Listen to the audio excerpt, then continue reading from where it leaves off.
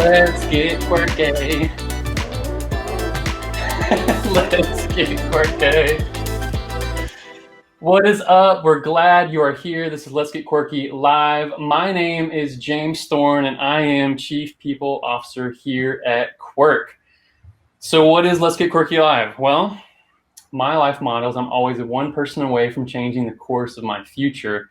So I need to meet as many people as possible because you never know what's going to happen. And I always ask the question, what does this relationship mean and where is it going? Because you never know what it means. So we started this live stream, and when the world kind of blew up, we're like, well, I got to find another way to connect with people and bring them on. So I decided, well, let's just do this and connect them with you as well. So we started this live stream, bringing other great people on every week. And this is now episode 21. It's been a lot of fun and learn a lot of things too. So we're excited about some new things we're going to present in the next few weeks.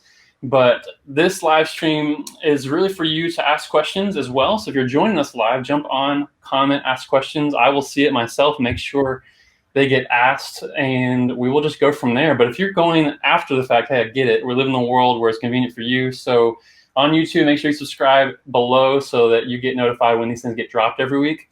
And we send an email out to our list with these videos. We've been jumping on every Thursday at 3 p.m. Central Time. So if you want to jump on with us, you can do that live, and it's up to you. So we're glad you're here. And like every week, let's introduce our guest.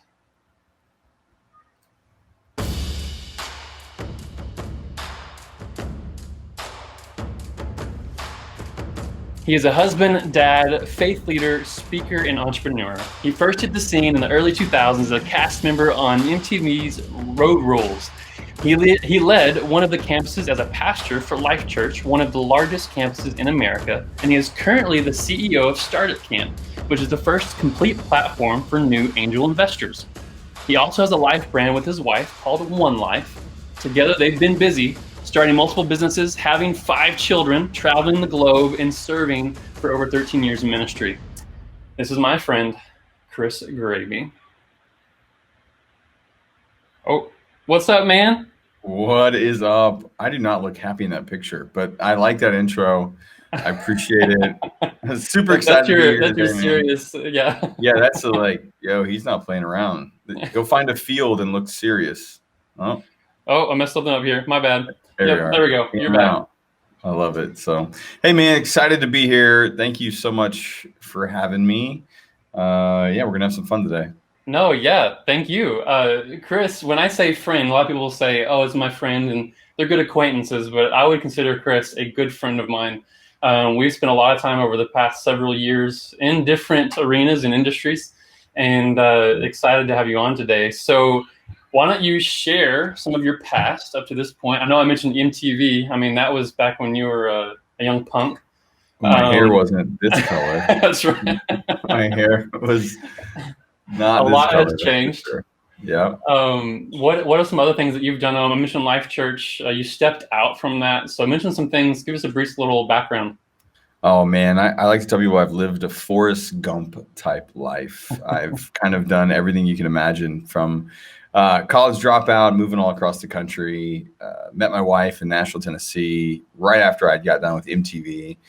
Did Road Rules, did one of the challenge, Battle of the Sexes 2, and then just went on a big adventure, started traveling and speaking, ended up in the local church and kind of did that, on and off officially as a title on staff at churches for quite a long time, 12, 13 years. And then in the middle of there, I got to be a yo-yo pro where I traveled the world doing school assemblies, England, Australia, Canada, United States. And my kids thought it was really cool then. I'm not as cool now as I was back then when they were younger and I was a yo-yo guy. But yeah, I've always had a deep passion for entrepreneurship and leadership, and I don't know, just an affinity to take risks and try things. And so a few years ago, after 7 years of working in the largest church in America, it was a fun ride, but it was time for me to make the leap. I had done a lot of entrepreneurial ventures kind of on the side, a lot of side hustles,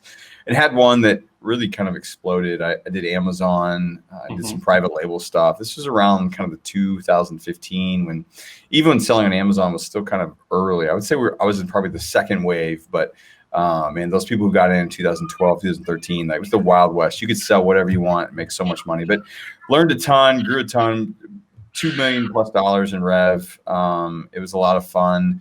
But out of that, it was like, okay, cool. I early had an opportunity to kind of influence and speak to people through MTV and sharing my faith and whatnot in the world. And God in his grace did not leave me on the stage. He kind of tucked me back in some obscurity for around 12 to 13 years. He said, hey, why don't you go burn the edges off, grow up a little bit. Let's gray up your hair a little bit. Let's give you a couple of kids and settle you down so that when you do come back out to the world and get to share, you've got something worth saying and you don't stick your foot in your mouth. So super thankful for my time at Life Church.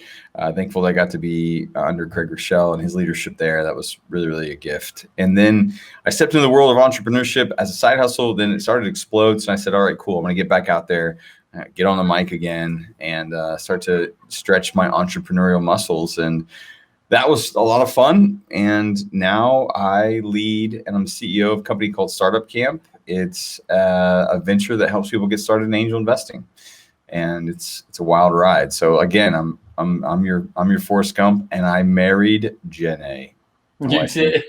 So I knew that was coming. Jenny was coming. If you were going to Jenny, yeah. So that's five kids. That's a quick so five kids. Yeah. Cheers. I mean, goodness. You still going? Mm-hmm. Nope. I saw a guy about that, and it's game over, man. Yeah, that was funny. I've only got two, and I'm like, my hands are full, and man, every time you're like, another kid, bro, another one. I don't. It's great. Are the Graebe's pregnant again? I can't remember. Are they have another kid? I'm pretty sure they have another one coming. I'm sure they're pregnant. Oh, my poor wife. I mean, look, man, we are in the final stages of diapers. I mean, literally, she just turned 3. She's crushing potty training. I'm just like, am I about to say goodbye to diapers after 15 years? Wow. I don't even know. What am I going to do with all that money? Who knows? Starting the business. I don't know. My kids will find something to spend it on. Now it's cars. Yeah. So with all those past experiences, I know you mentioned in there, stepping out. A lot of people that I interact with, especially me, I'm been in this game now 2-3 years, stepping out, trying to figure this thing out. There's a lot that I've learned, a lot to still learn. But you have had the privilege, I would say, to interact with a lot of people doing this, from being in the church world and being out, and people coming to you. I think people just showing up at your door, like, what am I doing with my life? I think that people are just drawn to you.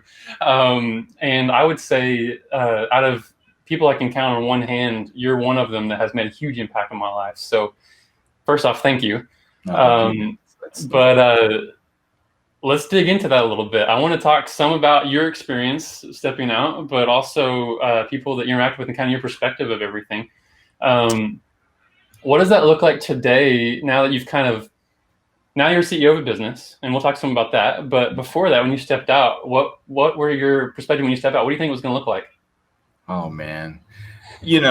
For anyone who's ever done it before, it never looks like you think it will. And even like you think you have 3 or 4 contingencies, like, all right, well, if this thing does this and then this thing does this, then we should be able to, then we're going to be, but even if 2 of them work, then we should be great. And then you look up and go, none of those worked.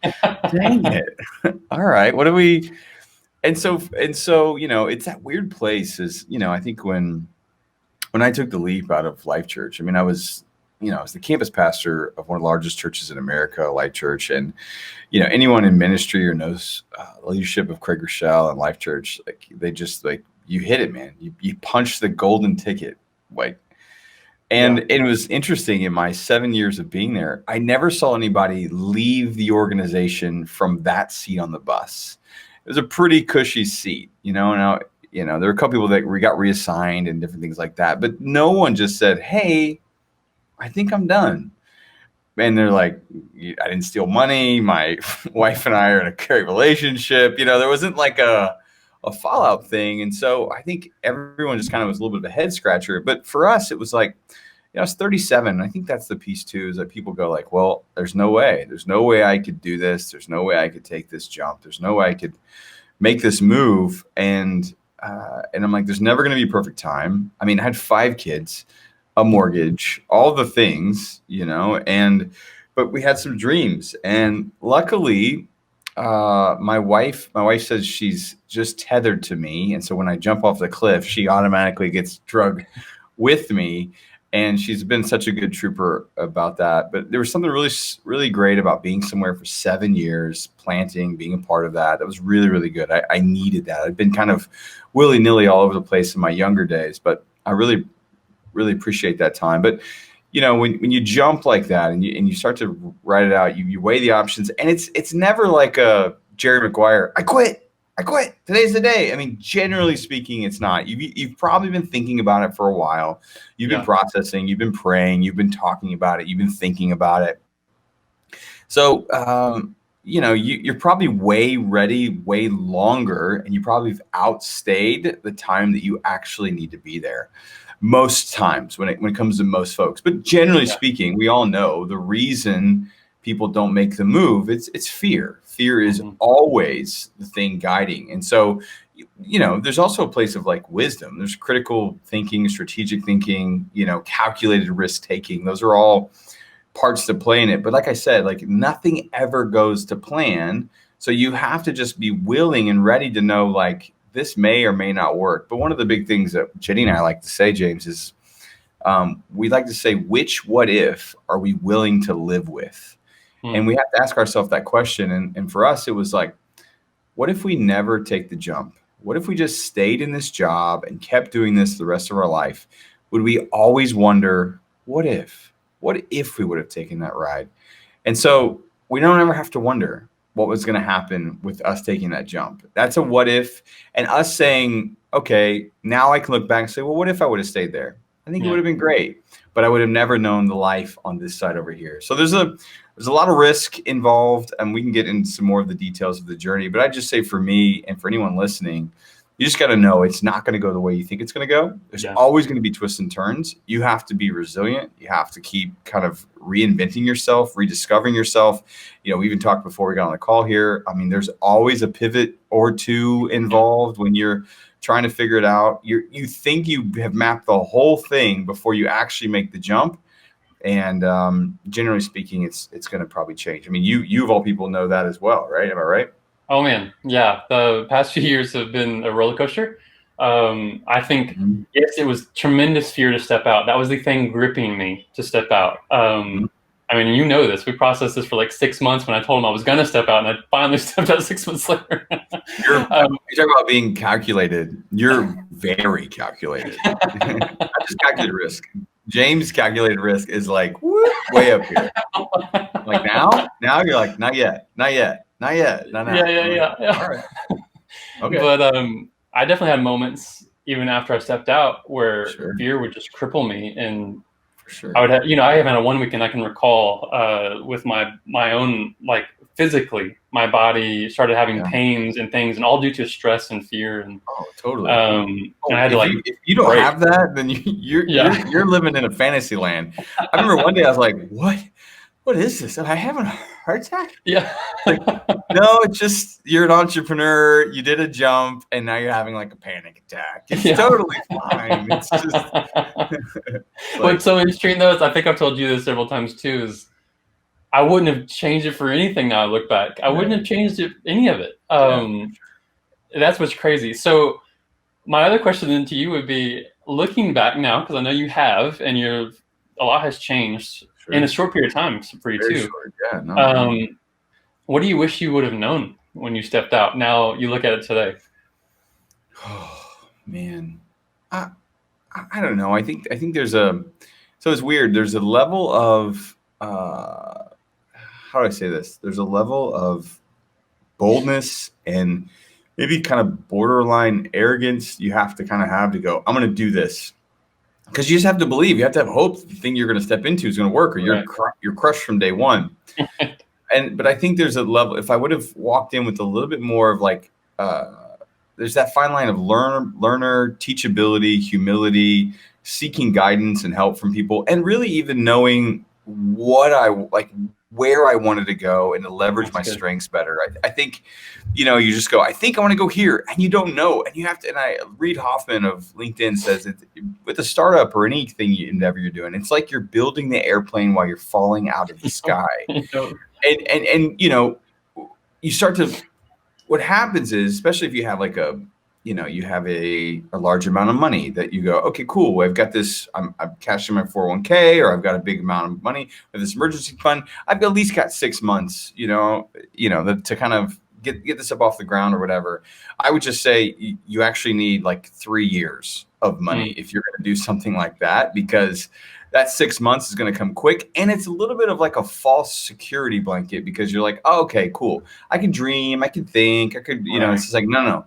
Get out there, execute, and very quickly be able to pivot and start to decide, okay, that's not it. That's not it. I'm going to try this. Try it. But I mean, we get so obsessed with the idea of like a vision statement and all the things. So it's just like, but you're like, no. Like, you got to get to the thing as quick as possible. That's going to hopefully at least produce some money that gives you a longer runway, because that money has the potential to run out very quickly. And then here's what happens when the thing that you're building is the thing that you're hopeful can make you the money. You start to make silly, stupid decisions because that thing has to make you money right now. So you will compromise, and maybe you did find the thing that you're supposed to do. You will, if you're a freelance agency, you're doing videos, you're like, why am I doing a cat video for YouTube for this person, this lady, the cat lady? I don't know. They're going to pay the bills. Is this part of my vision? And then there's also that just hustle factor. You're like, look, this is going to suck. And you may have to just Uber and do part-time jobs and do all the other things to see this vision come to life. And if you can be humble enough to do that and not be like, well, I've already made it in my life to this particular level, then you can, I think that, and you're just willing to admit when you're wrong and be able to move quickly. Those are just some pieces, I think, man, that I think understanding that the money's going to move a whole lot faster. You're going to make stupid decisions because you're hopeful that the money that will compromise the vision you have, because the tighter the money thing gets around your neck, the air gets cut off. You start to panic. You start to do silly decisions. Everyone around you stress, especially if you're like a sole provider. And it's like, yeah, you may have your great vision, but you have to have some humility to be able to make a call when you're supposed to pivot, and also make a call when you're supposed to go, I just got to bring in some money. I may be close. And then just continuously, again, self-awareness to the entire thing, and being able to have honest conversations with yourself, and also listen to people around you, and just move as fast as possible. Yeah, that's true. I still feel like I'm in that someday, especially this year when all things happen. You had to try to figure out, losing some things, gaining some things. Even it's interesting you mentioned the money thing, because I feel like just recently I've even come to the grasp of the whole mentality of, oh, I just need to go get that. Great, I'll just go get that amount. Oh, I need this for that. Okay, great, I'll just go get that amount. And like going after what you need and constantly bringing, versus always like being in fear you're not going to get there. It's like, no, I can just go get it. Like just go get it. Oh, that's what I need. I think I'm gonna go get that. Right. And that's what's so interesting. That's been recent for me. Cool. We just had a question from Jake. What's been the toughest internal struggle with your business that you've had to overcome? I think, part of for me is like my history and story is I grew up in a small town, Indiana. My parents weren't loaded, but I wouldn't say like we were in like poverty. My mom definitely, not college educated, and she struggled most of her life. I always had, cash cars and not a lot of money. And I kind of almost wore like the cheap breakdown car as a badge of honor or whatever. And I'm still sort of shaken out of that analogy, because I go, why it's when I think about assets and liabilities. But I think part of it is, for me, it's always like, no, if I went for it, I could build that. And in my mind, I have all the confidence in the world. But sometimes when you can go execute, you're going to have to find out if it's a reality or not. So I think one of the things I'll do is I almost find myself sometimes in a little bit of a self-sabotage mode, because I'm an idea guy. I see a shiny thing over here, and I'm starting to see success down a track. And it's like, maybe I should start that business. Maybe I should start. But it's just like, no, like lean in and really learn how to embrace success. Yeah. And not be like, am I supposed to be here? You know, you're a fraud. You're not. No one's they're gonna figure you out or whatever. Right. And so I think that's a big thing for me is to don't, have the ideas. They're great. Write them on paper. Let them sit over here. Stay focused. Have blinders on. That's for sure been a weakness of mine in the past. Don't think you're Superman and you can do everything. And then also, again, just don't sabotage yourself when you're finding some traction down the road. Like just stay. Like I always tell people, I'm like, when you think you've figured it out, because I found myself in spots like I'm like, oh, cool, I'm successful over here. Let me start 3 other businesses because I'm such a good business person. And you're like, sometimes past success does not determine future success, especially if you're in a different niche or industry and you've never done it before. And you look up and go, I don't have my hands fully on any wheel, and now it's all struggling. And so I would just say, when you think you've gotten success, when you say I've gotten success, don't start something else. Get even more success in that same area. And when you think you're like, all right, I've really found some steam behind me, then lean in a little bit more, and then just a little bit more, and then maybe you can start something else when you really feel like you conquered it, you found the income stream you want, and you're thriving in that area. But I would say we all kind of jump too quick, either to quit something or to jump to the next thing before we give it a shot. And a lot of that's a lot of self-sabotage, because some of us have just never seen or been around success in our life. We don't know what it looks like. That's good. Thanks, Jake. Good question. So now you're CEO of StartupCamp, and this past... Can I go back and answer your second question of the first one 2 times ago about the people? Oh, yeah. So I did an exercise. I did an exercise probably, 4 months ago, and people were always, you're in the business of helping people figure out their purpose and help their business statement and all. You're really in that business. And I think people have always kind of, with Chris Graebe, it's like, dude, you've just kind of been all over the place. What are you? What do you do? And I started to, it's always so hard to quantify that. And I don't want to be like, oh, I'm a volunteer life coach, because then I'm just like, what a douche. Right. But what I realized is I just went through a journal. I grabbed a journal. I just started writing down names. God was giving me the names of great friends that I've had the opportunity to walk with, you and the list got to like 50 people in my lifetime, mainly men, a few women that I maybe worked with along the way, professionally. And what was amazing, these weren't just like fly-by phone calls. These are people that I've like, for you, like, I don't know how many times we've hung out and worked together, but man. I mean, it's very high. It's very high, right? A lot of times we put in there. And so I was thinking to myself, and I'm looking across these names, these 50 names, and I'm like, man, I'm looking at each story. That phone call was about, how do I handle the situation in my marriage? That phone call was about, how do I transition? Should I take this job or should I do this? This phone call was about, should I move? That person called me about this and this. And the cool piece is that no one's ever going to hear those conversations. No one's ever going to be a part of those other than myself, that person, and God. And that was like a badge of honor for me. And it was like it was like almost like a light bulb moment. Like, yo, that's my life's work.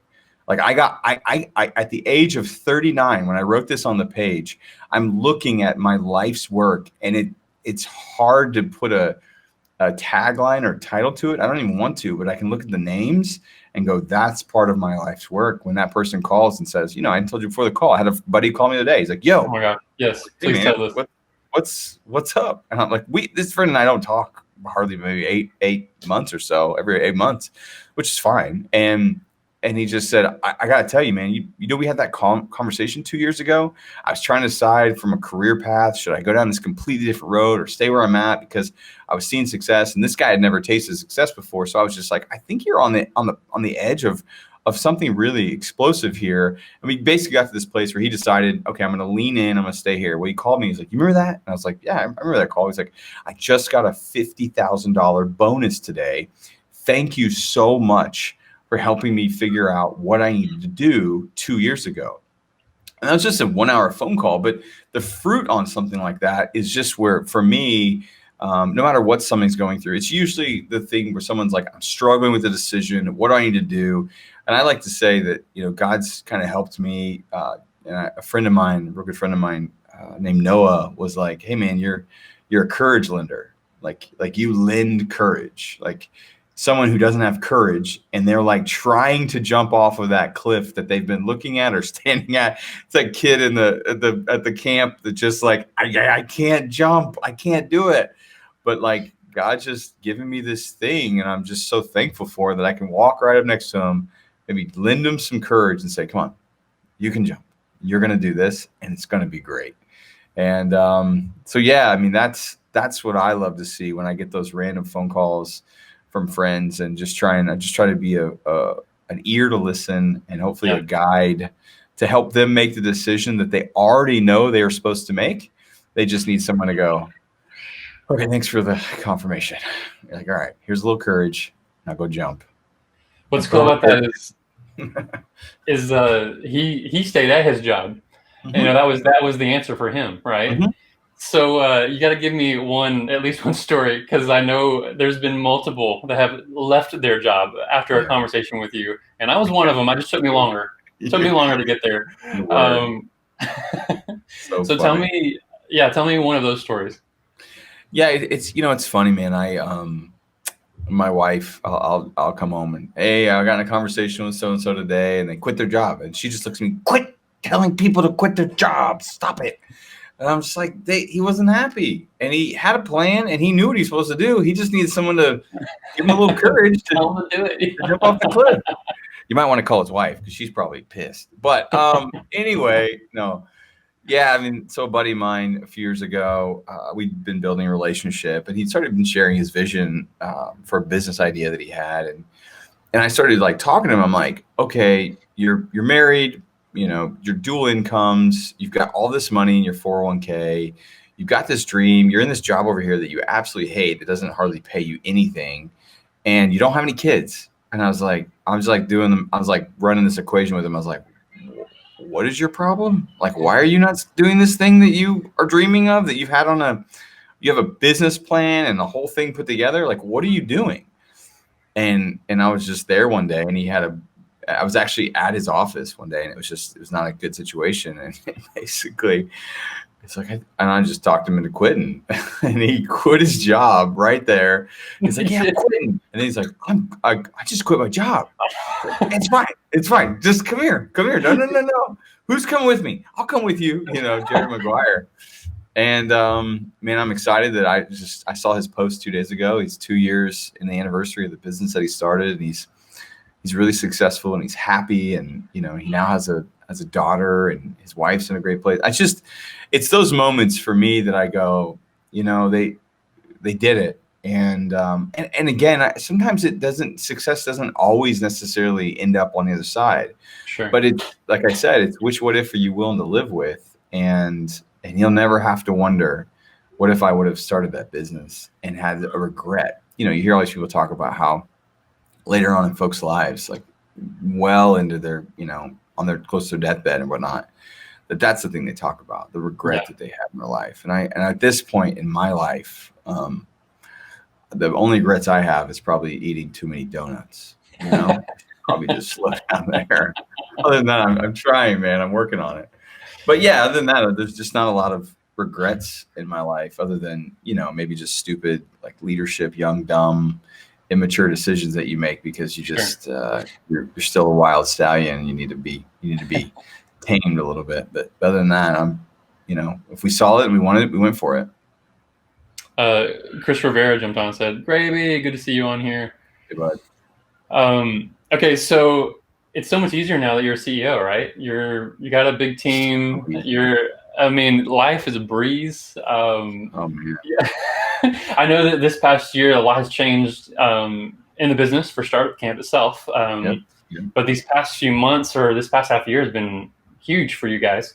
Tell me what it's like being CEO now, looking back, or what some of that's looked like this past year.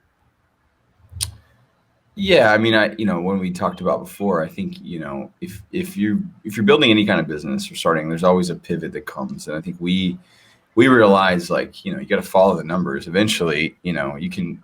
There's that fine line between this. The leader is kind of the crazy person. It's like, we can do this, and you keep kind of, you're the one that has to like lead the charge and Right. storm into the.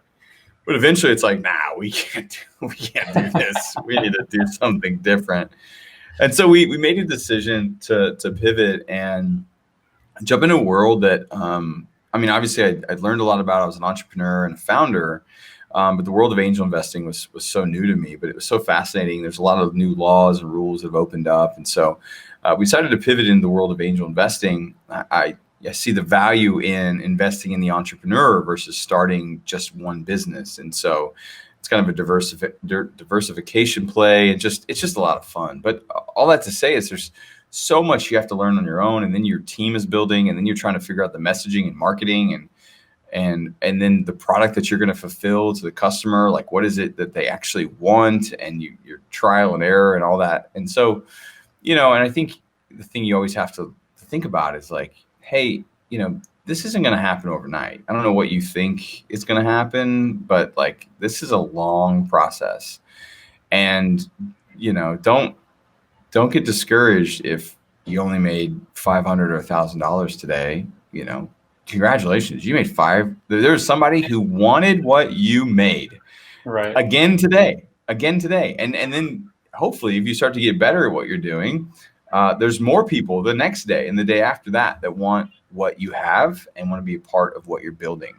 I think that's always just the sign, if you're building something that's actually viable, is that people will continue to give you their hard-earned money. And so for us, and it was like team members and trying to educate people on angel investing, what they need to do, and who needs to find what in their lanes. And then, you're always managing emotions. Somebody's either moving or having a baby, or sad and they're in quarantine, or I always tell people, like, look, I can teach someone how to execute a task, but it's here and here. That if you can help them like navigate these two things and help them be in a place where they've got clarity, got some freedom there, and they're like at peace, then you watch what they can do when it comes to work. And not only that, but not only comes to work, but like the amount of loyalty that they have when you actually know them and care about them, and you're not just plugging them into some hole, but you're trying to find the thing that they're really good at and that you really suck at, or most other people on your team suck at, but they're so good at it, and you can champion that and lift them up. The output, the productivity, and a happy team member, it's going to go through the roof. So it's just always, I mean, I think I've talked to you about this before. I'm always doing a pulse check just on my team, just like always, like trying, like individually, I'll pop off a phone call. Hey man, how you doing? It's more of like an impromptu versus like, let's schedule a meeting and see how you're doing. It's more like, hey, real quick. And I know I'm probably the worst, the people who love structure and schedule, because I think when you have those conversations, like, well, I'm kind of glad you asked. People aren't like, they haven't been crafting in their mind some, I need to say it this way. Usually just get a real open, honest conversation. And that's, those are generally the best ones. That's cool. So let's ask what keeps you up at night, or what are the things that you deal with? My children. Five. What are any fears or things you want to share that you wake up in the morning with, now in the position that you're at? What kind of things do you deal with? Yeah, I think, it's, how do I say this? I think it's always funny. There's always another level that you're trying to conquer. Yeah. When you get to that place of like, all right, we're not just making money, but we're profitable. Cool. Mm-hmm. That's really, and now we're starting to be, and then it's like, okay, now I got to get bigger, and I got to get better, and I got to scale this thing. And then now I have this whole team of people who, are like looking, going, what do you want to do next? Like, what's the next play? How do we, and if you've never been there before, you're kind of operating on gut, intuition, those who've gone before you, as much as you can, tapping into your network, and some of it just going, I think we go this way. Let's go this way. And so I think for me, it's just always, acknowledging that there's people on the other end of this thing that we're building, and the thing we're building is really fun, but making sure that we take care of them. We make sure that they're in a good place, and that I've got them in the right seat on the bus, and that as the organization grows, my capacity grows, the team's capacity grows. And so, yeah, man, I mean, I never want to be the guy that the organization outgrows them. Yeah. And I don't want that for my team either. But the other side of it too, sometimes that happens. And I think the good leaders are the ones that can walk with the person to help them figure out, so they can acknowledge that and go, all right, maybe my time here is done. And again, we circle back to, I'm afraid, but here's what I want to do. Here's it's just kind of this circle of life, I suppose. But yeah, I don't know. I mean, if I'm talking about what keeps me up at night, it's just, being ready for the next season, being ready for the next tier and level, and just making sure I'm ready and I understand what's happening. And then I think the other side of it too is, like, as you start to, when you're doing stuff on the side and you're just kind of making it, like, nobody's paying attention to you, which is really cool. And the funny thing is like, people want everyone to pay attention to them. Hey, look at me, I'm doing something cool. It's like, you probably don't want them to see what you're doing right now. Just like do it in secret for a little bit. And like, let's just make sure you figure out what you're doing before you just go, look at me, I'm social, here I am. But it's like, so I think, what's nice for me is, like, I just want to make sure that we're just, the world's kind of turning to us, like the world we're in of angel investing and the platforms we're working with. A lot of these people are starting to take notice in what we're doing. And so now I'm going, okay, how do I serve these partners? How do I serve the members that have decided to come and be a part of this thing, they've paid real money for the value that I'm providing, and how do I continue to serve them as well? And so I think just staying hungry and humble, and long answer, but those are some of the things that I think. No, that's good. Jake has another question. What is your COVID advice for the business owner? So what would you say in the midst of everything going on for a business owner? What kind of advice would you give? Well, I think it depends on the business, right? I mean, some businesses, like, how do I say this? COVID's like a jackpot for them. They're like, sweet, we were built for this. Let's go. And they can leverage it really well. But, I have a friend who has a ride sharing company, and right in the middle of it, and he's just like, well, no one's moving. I was like, there are people who are moving to hospitals to work. I was like, you need to be the exclusive ride share provider for all the frontline workers, and people could be more than willing to donate to that to pay for people's rides. And you can continue to get your name out there. You can do meals, you can do all the things. And so I think the thing it depends on if you've got like this intuitive gene. I mean, I had a team member, like, I'm highly intuitive on the Myers-Briggs. I mean, intuition is probably a blessing and a curse of mine. I once had a buddy. I was like, it's so stupid, but like, I was like, dude, I think your wife's pregnant. He's like, what? Why do you say that? I was like, she's got pregnancy hair, bro. Like, her hair's glowing. And like, it's a good friend of mine. Yeah. And he was like, really? What? And she was like, it was like nobody even, like, it wasn't even a thing. And I was just like, oh my God, I'm sorry. I'm so sorry. Like, I'll be asking people questions like, did you know? And I'm like, I didn't even ask you that. And they're like, how did you? And I'm like, oh crap. So all that to say is, like, when it comes to business, there's a level of intuition and kind of, I love the term seeing around the corner. But if you're not wired that way, there's a lot of like things you can look at, like history, what happens in this particular niche, in previous downturns, like what kind of came out on the other side. What am I, one of the things you and I talked about earlier, James, was, this is something I've recently, I think it's called Raise the Game. It's a book I'm listening to on Audible, but I heard a great point. Like, someone will say, just sales, man. You just got to get sales. And I would have probably, before I heard this, said, yeah, it's just all about sales. You got to figure out what makes sales. But what I would say, no matter what business you're in the middle of COVID, what I would say is that you need to first, if you want sales, you have to backtrack one, and you have to communicate well. And if you want to communicate well, you need to listen.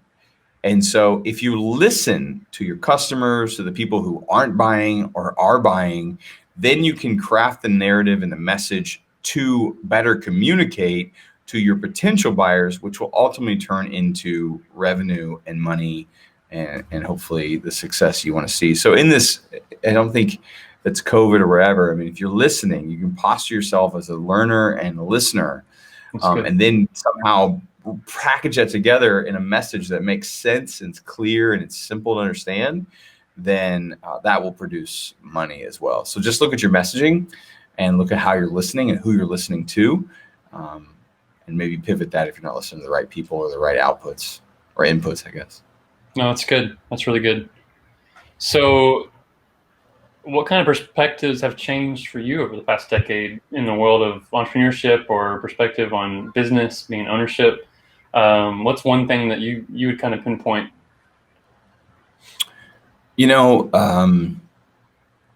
I would say, that I never really I grew up in school. School and I were not friends. Like, we didn't get along very well. They put me in a seat and I have to sit and listen to somebody, but I really like to talk. Like, talking's my thing. Like, if you can talk. And then I wasn't much of a learner, but in 2010, 11, I started like really reading and listening and digesting information. And I discovered Audible, and I realized that that's my medium for learning. I can double speed it. And my wife's like, how do you even understand it? I'm like, oh man, it's so good. I hate one speed. I can't even, it's like the slowest. You're just like, oh my God, please talk. So I always go to double speed for podcasts and books and all that or whatever. And man, once I started to educate myself to think differently. Like I said, I grew up in a small town. No one I knew was an entrepreneur or a leader or a founder or really CEO.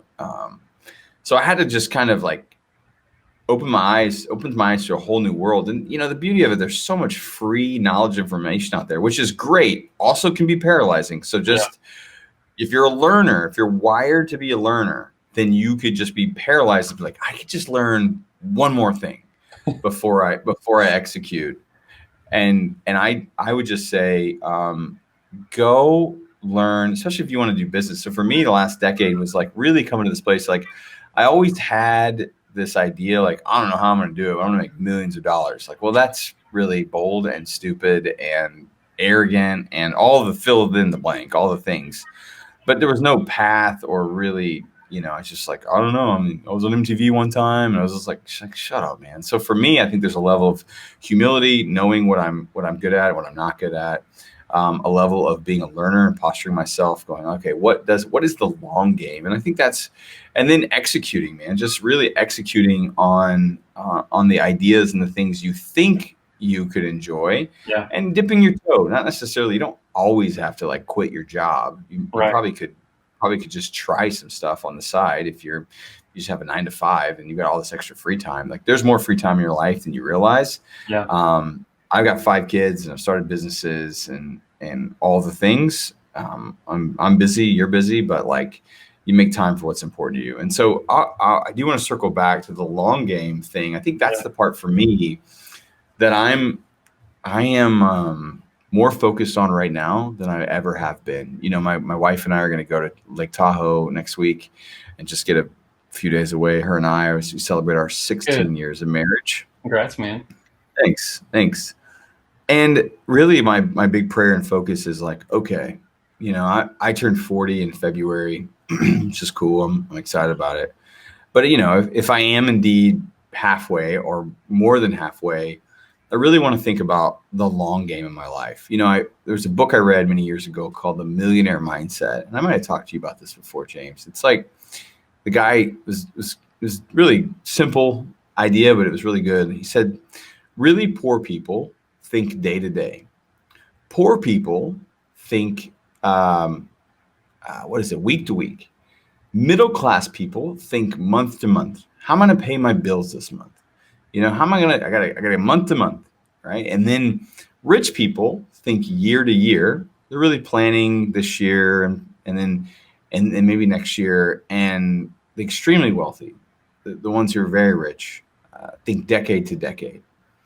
And I think you can apply that to finances and money. But I think you can also apply that in just like the impact and the difference you want to make in the world. So for me, I'm trying to think about the next 4 decades and go, okay, God, you've given me all these people that I've gotten the opportunity to influence, directly, privately. There's some influence I'm getting that you're kind of opening to the outside world that, it's kind of scary. I think that's the thing. Another thing for me is like, for the longest time, I was like, put me on a stage and watch me dance, and I think I've finally been worked out of me that it's not, has nothing to do, going on MTV and all the things like that was filling some kind of silly insecurity, but at the same time getting to have the time of my life. But now I just realize it's more about leveraging the gifts God's given me for the mission that's in front of me. And so as much as I'm probably now more than ever like, nah, it's okay, I don't need to go out there and do all that. The influence and the opportunities are probably going to come a whole lot more.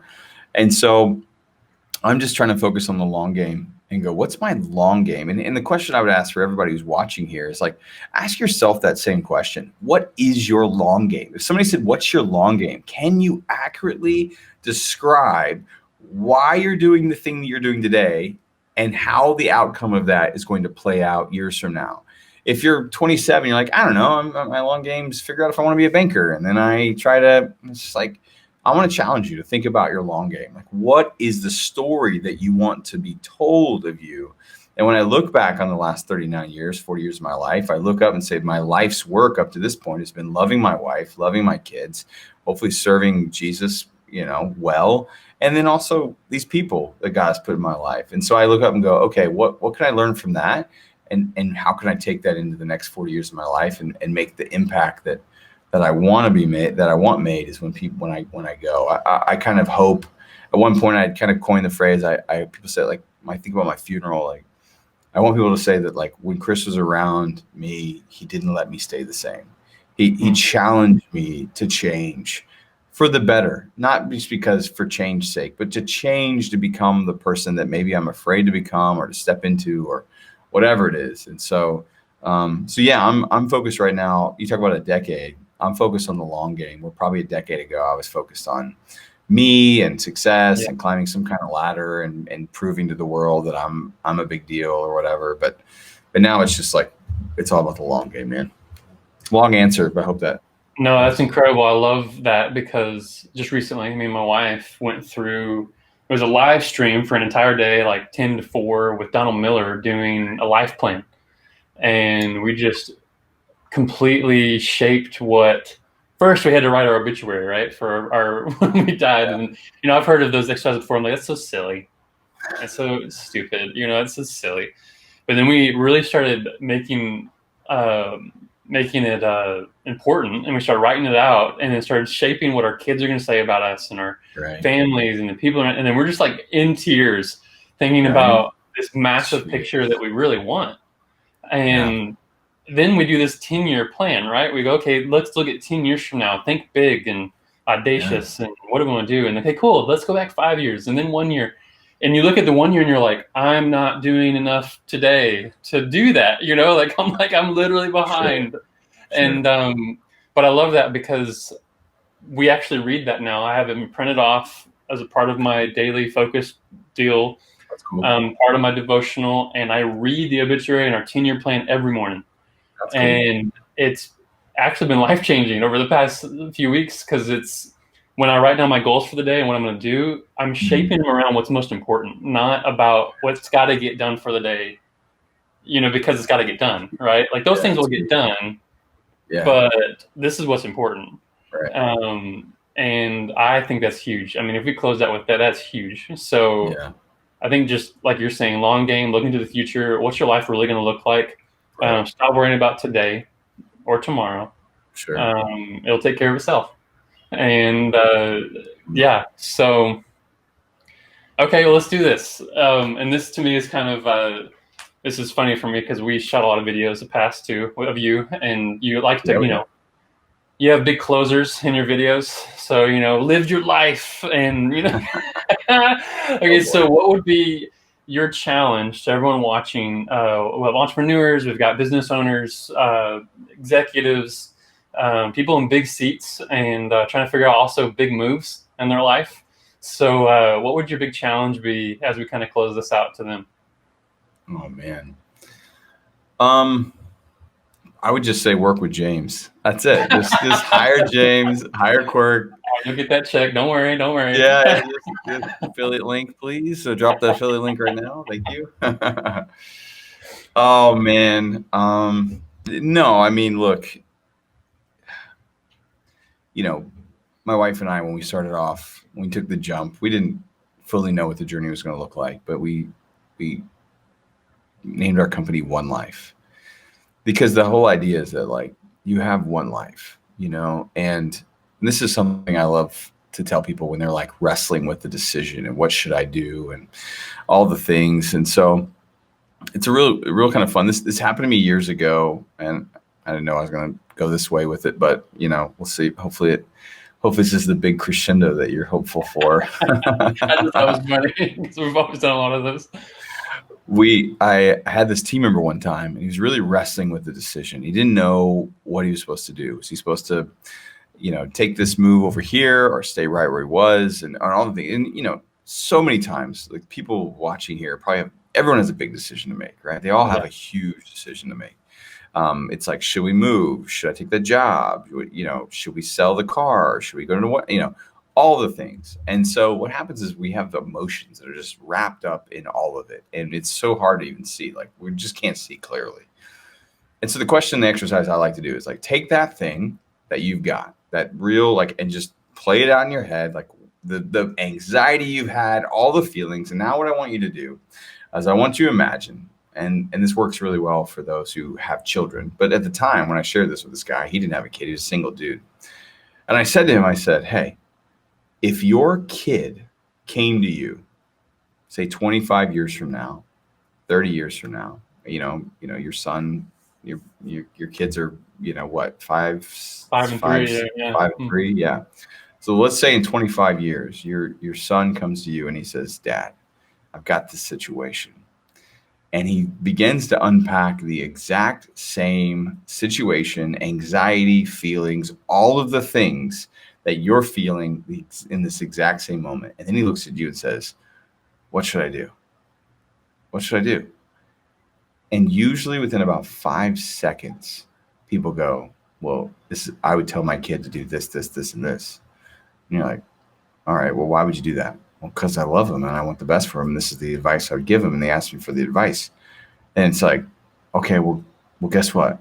I think you just discovered the steps that you need to take to make the next move in your life. And so, I don't know if that's helpful for anybody, but I think sometimes we get so paralyzed by fear and by our emotions and all the things. And so we just need to step back out and go like, look, you can do this. You know the answer. You know what's inside of you. You know what you need to do. If it's James or myself, whoever, lend you some courage. We've walked before you, and you're going to be okay. Look, don't do something dumb. Don't do something silly. Be calculated with the decisions you make, but just know like you're going to mess up and you're going to have victories. And it's all about the journey. It really is. It's 100% about the journey. Just don't live with that what if, that man, you're going to regret and be down in your life and go, man, I wish I would have tried this or that. There's a wish I would have. Write on that list and then go, how do I check these boxes? What realistically do I need to check? And then live the life that you're born to live, man. That's it. Just don't be afraid. Don't be fearful. That's it. That's awesome. All right, you heard it first here, Chris Graebe. Oh boy. Boy. Thank you so much for jumping on with us.